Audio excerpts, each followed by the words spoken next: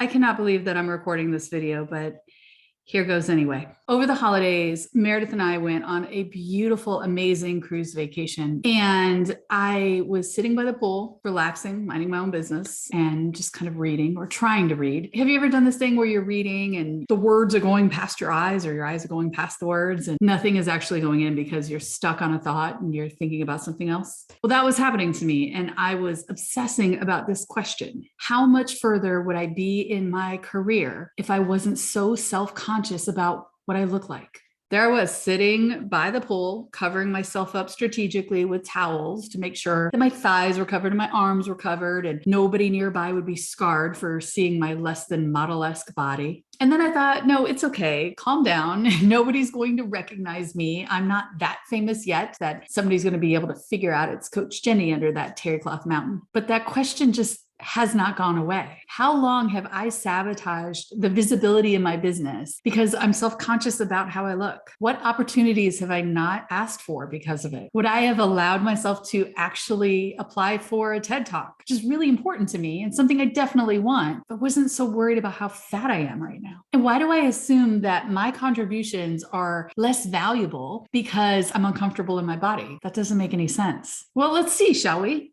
This is not the first time I have been on YouTube talking about this. Did you ever see the time where Mel Robbins, yes, that Mel Robbins, invited me onto a stage, literally yanked me onto a stage in front of the camera and thousands of people. And I told her about my half-brained idea to write a blog called Diary of a Fat Life Coach. Yeah, that happened. It was a powerful and amazing and honestly transformative moment up there with one of my personal heroes, one of my mentors that I've been looking up to forever. And I had this amazing coming out moment of like, I don't look like everybody else and everybody's accepting me and it's okay and it's great. But do you know what happened immediately after that moment? After this amazing moment that we have on film forever? One of the audience members came over to me and handed me his card, trying to sell me some MLME milkshake. The moment I had finally conquered my fear of being seen, really seen, my whole body in front of thousands of people as Coach Jennie, as this expert, I was accosted by a diet monger who felt the need to fix me.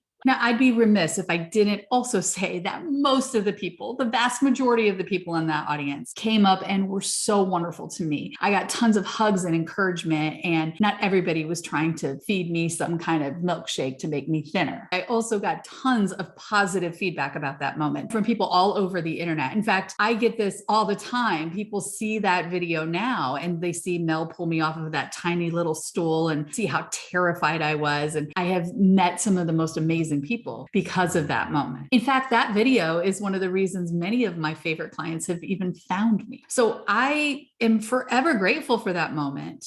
And I can't help but deal with the fact that I should be over this. Given what I do, given that moment, all of these things, I should be over all this self-consciousness crap, right? By now, I should have found or invented some sort of coaching tool to get me out of this mindset forever. But the truth is, I'm not. I've read the books, I've joined the clubs, I've been in the clubhouse rooms, I've watched the videos. I've looked high and low, desperately looking for the cure that is going to make me stop worrying about what you think about my girth. And yet, it's always there. If I've gained weight, if I've lost weight, if I've changed my hair, any of these things, it's never quite enough where I feel 100% comfortable and confident in my skin. And that's what I've come to realize is I am in search of this cure for this mindset, this cure that I'm going to suddenly just stop caring forever about what I look like. And I'm just going to feel great in my body and learn to love and accept myself and all the things that everybody says I should do. It's just not realistic for me. At least not right now.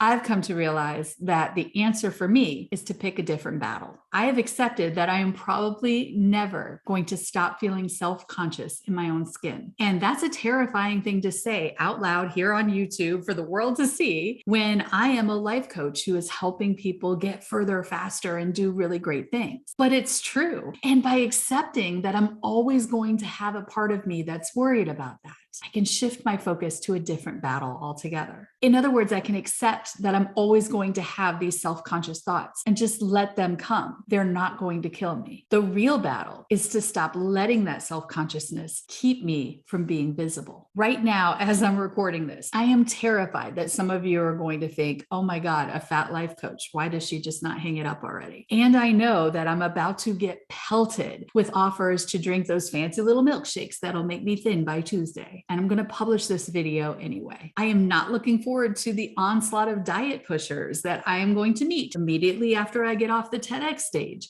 But I'm going to ask for that TEDx opportunity anyway, because it's important to me. I'm seriously uncomfortable with the idea of getting on a stage, given the current size of my thighs right now. And I am seeking to be on bigger stages with huge screens so that the people in the back can hear my message. You see, I'm done trying to be done with the worry. The worrying is with me for life, and that's okay. Society has etched that worry into my DNA, and it kind of sucks, but it's also not the end of the world. So I'm moving forward. What would suck and what would feel like the end of the world for me is if I don't ask for the opportunities that the skinnier Mel Robbinses of the world ask for themselves. So that's me. It's your turn now. Are you ready to pick a different battle? Thank you for listening to this very raw video of mine. I'm not really sure who needs to hear this except me. And if it's only for me, then it was worth doing. But my gut tells me that there's somebody else out there that needs to hear it too. And if that's you, I appreciate you taking the time to listen.